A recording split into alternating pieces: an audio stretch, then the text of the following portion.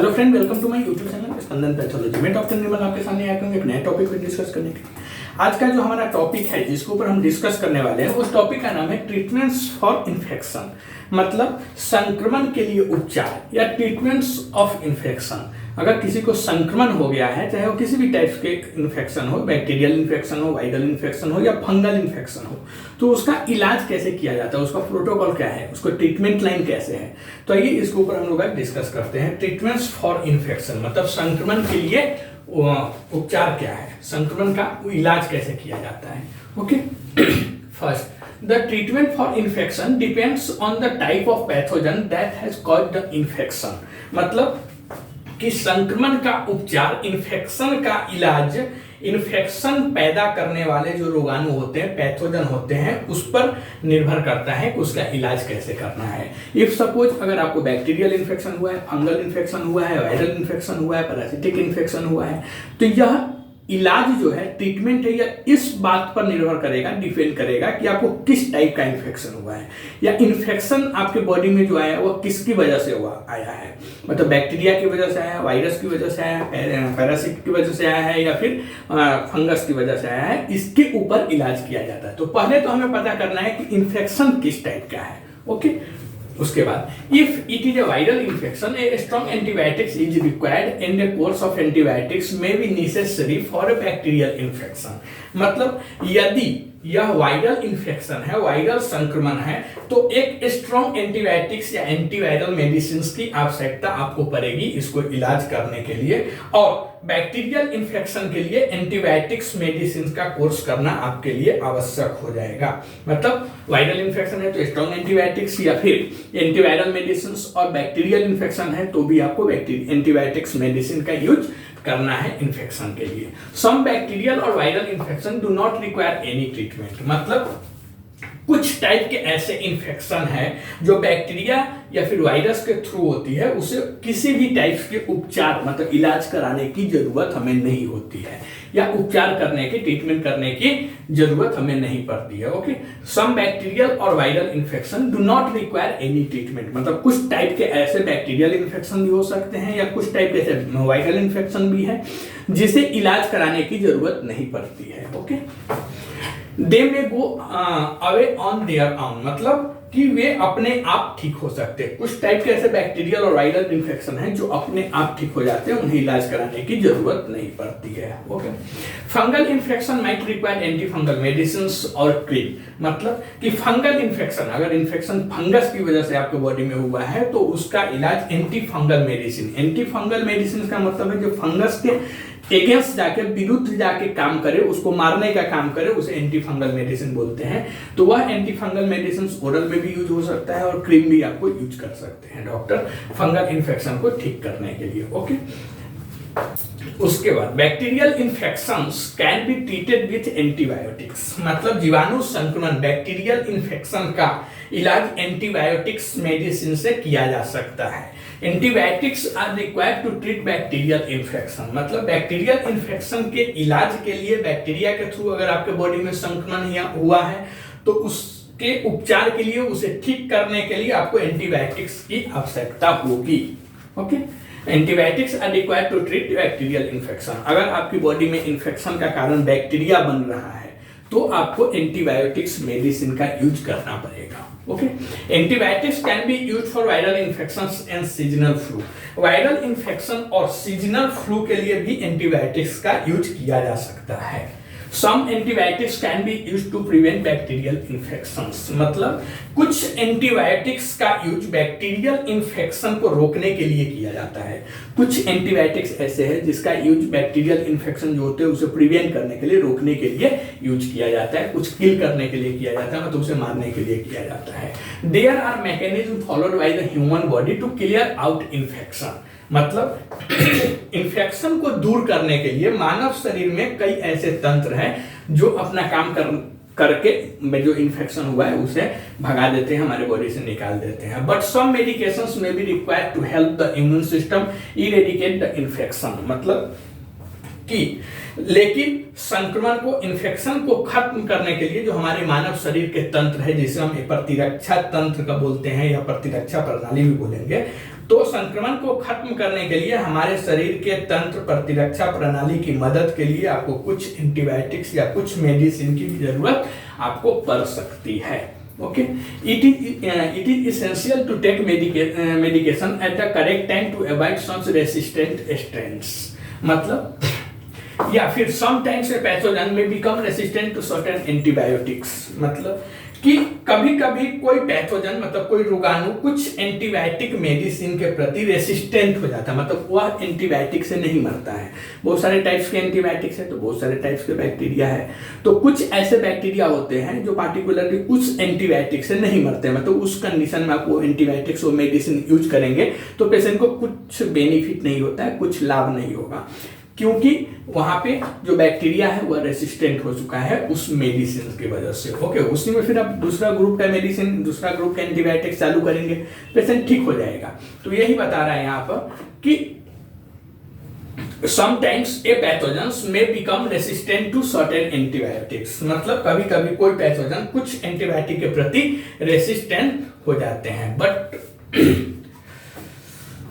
it is essential to take medications at the correct time to avoid such resistant strains। मतलब ऐसे resistant strain से बचने के लिए सही समय पर मेडिसिन लेना जरूरी होता है। Okay, so always take the medicines with the advice of a doctor. मतलब इसीलिए हमेशा डॉक्टर की एडवाइस से मेडिसिन हमें लेना चाहिए। देखिए, जो एंटीबायोटिक्स है, एंटीबायोटिक्स का यूज बहुत सोच समझ के करना चाहिए। ऐसे नहीं कि एंटीबायोटिक्स हम कभी भी कुछ भी कोई भी डिजीज हो दे दें तो इसका गलत प्रभाव भी हमारे बॉडी पे पड़ता है, क्योंकि हमारे बॉडी की बहुत सारे जो मेडिसिन हैं, एंटीबायोटिक्स है, वह गलत प्रभाव में रेसिस्टेंट हो जाते हैं। रेसिस्टेंट का मतलब है कि नेक्स्ट टाइम वह एंटीबायोटिक से आपको ठीक नहीं होगा। आपको अगर कुछ एंटीबायोटिक्स वह यूज कर रहे हैं डॉक्टर कुछ टाइप के इन्फेक्शन के लिए, तो उससे आपको ठीक नहीं होगा। तो इसके लिए क्या है कि सबसे पहले गांव साइड के जो जीपी है, जनरल प्रैक्टिशनर, उनको भी याद रखना चाहिए कि हर एक चीज में एंटीबायोटिक्स यूज नहीं करना चाहिए। हालांकि ऐसा होता नहीं है, गांव साइड के बहुत ऐसे डॉक्टर को मैंने देखा है कि कुछ भी हुआ, सर्दी खांसी कुछ भी हुआ, तुरंत एंटीबायोटिक थोप देते हैं, तुरंत एंटीबायोटिक पेशेंट को दे देते हैं। तो यह एक गलत वहां पे है। दूसरा, पेशेंट का इसमें गलती क्या है कि पेशेंट्स एक तो सबसे पहले कि अच्छे डॉक्टर के पास जाते नहीं, मतलब मेडिकल रजिस्टर्ड जो डॉक्टर है, जो प्रॉपर डिग्री वाले उनके पास जाते नहीं, गांव में जीपी के पास जाते हैं। दूसरा, अगर उन्होंने मेडिसिन दे भी दिया, एंटीबायोटिक्स दे भी दिया, तो प्रॉपर कोर्स नहीं कर पाते हैं। थोड़ा ठीक हुआ, मेडिसिन बंद कर देते हैं, 1-2 दिन खाया बंद कर देते हैं, 1-2 दिन मेडिसिन खाने के बाद ठीक हुआ बंद कर देते हैं। तो यह सब जो कंडीशन है, इस कंडीशन में वो क्या होता है, मेडिसिन मतलब एंटीबायोटिक रेसिस्टेंस हो जाते हैं। वहाँ पे जो बैक्टीरिया के कुछ स्ट्रेंस होते हैं वो रेसिस्टेंट हो जाते हैं। ऐसे में क्या होता है कि नेक्स्ट टाइम अगर पेशेंट को एंटीबायोटिक यूज करेंगे डॉक्टर, तो वह ठीक नहीं होगा। तो इसके लिए हमें कभी भी अगर एंटीबायोटिक यूज करना है या हम कर रहे हैं तो प्रॉपर उसका जो कोर्स है वह कोर्स लेना चाहिए, प्रॉपर उसका डोज लेना चाहिए, प्रॉपर डॉक्टर से मिलकर जो डॉक्टर हमें एडवाइस करेंगे उस एडवाइस को फॉलो करना चाहिए। यह सब डिपेंड करता है रेसिस्टेंस से बचने के लिए। Okay, the antibiotic course given by the doctor should be completed.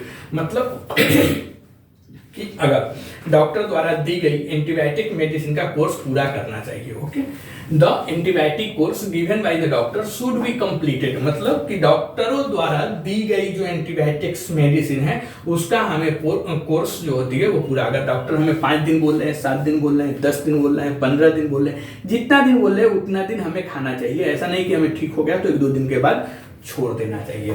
The medications can also be taken till the symptoms settle and you feel better. मतलब कि लक्षण ठीक होने और अगर आप बेहतर महसूस कर रहे हैं फिर भी मेडिसिन का कोर्स आपको कंप्लीट करना चाहिए रेसिस्टेंस से बचने के लिए। Seasonal flu and common cold would not required a strong antibiotics. मतलब सीजनल फ्लू, अच्छा सीजनल फ्लू का मतलब क्या है, जैसे देखिए बारिश में बहुत को देखेंगे नाक से पानी आने लगा, बुखार हो गया, सर्दी खांसी जुकाम हो गया, तो वह सब सीजनल फ्लू रहेगा। मौसम चेंज हो रहा है, गर्मी जा रही है, ठंडी आ रही है, तो ऐसे कंडीशन में भी देखेंगे। या फिर ठंडी जा रही है, गर्मी आ रही है, ऐसे सीजन में देखेंगे कि बहुत सारे जो पेशेंट्स होते हैं जिनकी इम्यून सिस्टम कमजोर होती है उनको सर्दी खांसी बुखार हो जाता है।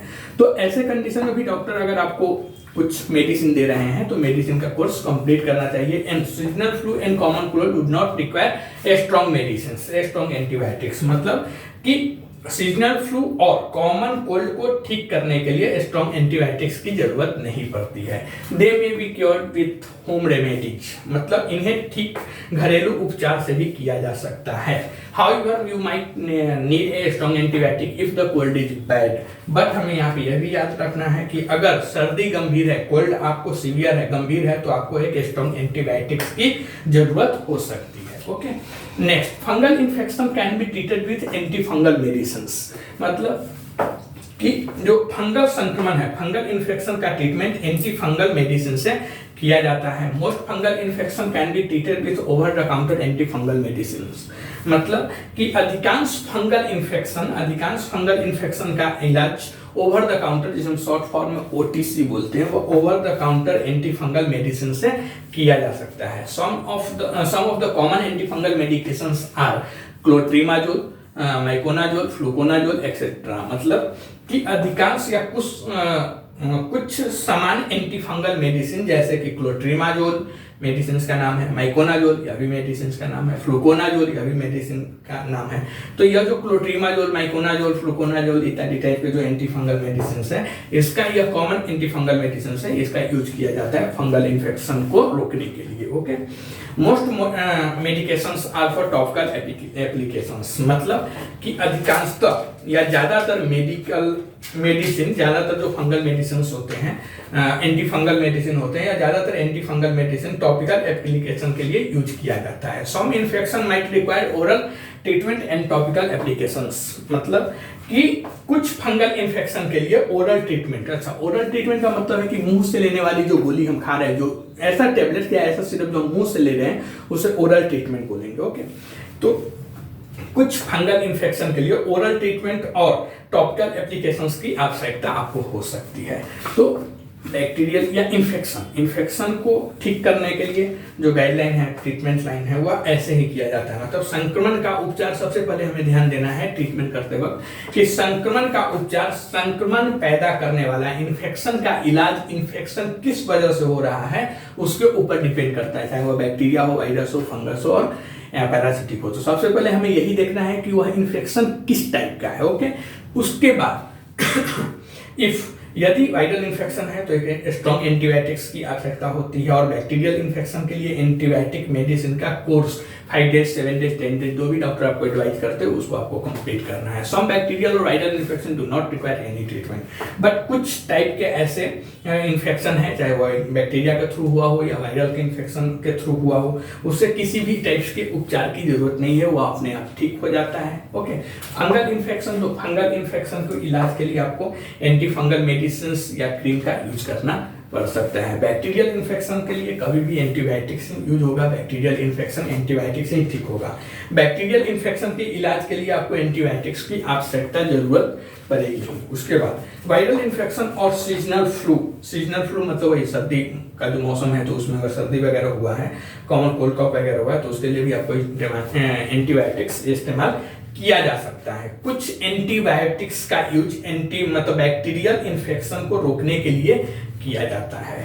इन्फेक्शन को दूर करने के लिए हमारे बॉडी में बहुत सारे तंत्र है, जिसमें से एक है प्रतिरक्षा प्रणाली तंत्र, लेकिन संक्रमण को खत्म करने के लिए हमारी बॉडी की, हम इंसानों की बॉडी की जो इम्यून सिस्टम है, प्रतिरक्षा प्रणाली है, उसके मदद के लिए कुछ दवाओं की, कुछ मेडिसिन, एंटीबायोटिक्स की जरूरत पड़ सकती है। कभी कभी कोई पैथोजन मतलब कोई रोगाणु कुछ एंटीबायोटिक्स मेडिसिन के प्रति रेसिस्टेंट हो जाता है। ऐसे रेसिस्टेंट स्ट्रेन से बचने के लिए हमें सही समय पे डॉक्टरों द्वारा बताया गया निर्देशानुसार हमें मेडिसिन, एंटीबायोटिक्स वगैरह यूज करना चाहिए। इसीलिए हमेशा डॉक्टर की एडवाइस से ही हमें एंटीबायोटिक्स खाना चाहिए। कैसे खाना है, नहीं खाना है, वो सब डॉक्टरों के द्वारा जो दिया गया इंस्ट्रक्शन है उसे फॉलो करना चाहिए। डॉक्टर द्वारा दी गई एंटीबायोटिक्स मेडिसिन का हमें कोर्स पूरा कंप्लीट करना चाहिए। लक्षण ठीक होने पर और अगर आपको बेहतर फील हो रहा है, फिर भी मेडिसिन का कोर्स जो होता है वह कोर्स कंप्लीट करना चाहिए। सीजनल फ्लू और कॉमन कोल्ड के लिए किसी स्ट्रॉन्ग एंटीबायोटिक्स की जरूरत नहीं होती है, इन्हें घरेलू उपचार से भी ठीक किया जा सकता है।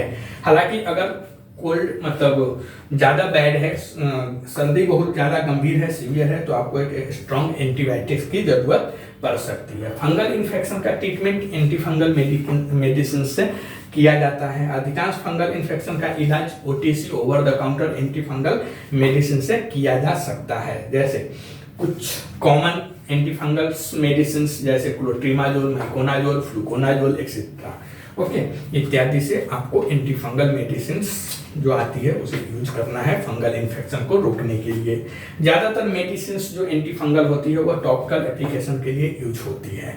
कुछ फंगल इन्फेक्शन के लिए ओरल ट्रीटमेंट और टॉपिकल एप्लीकेशन की भी आवश्यकता होती है। कमेंट करके बताइए वीडियो आपको कैसा लगा। अगर ये वीडियो आपको अच्छा लगता है तो प्लीज़ इस चैनल को सब्सक्राइब कीजिए, लाइक कीजिए, शेयर कीजिए। मिलते हैं ऐसे एक नए टॉपिक पे डिस्कस करते हुए, तब तक के लिए थैंक यू।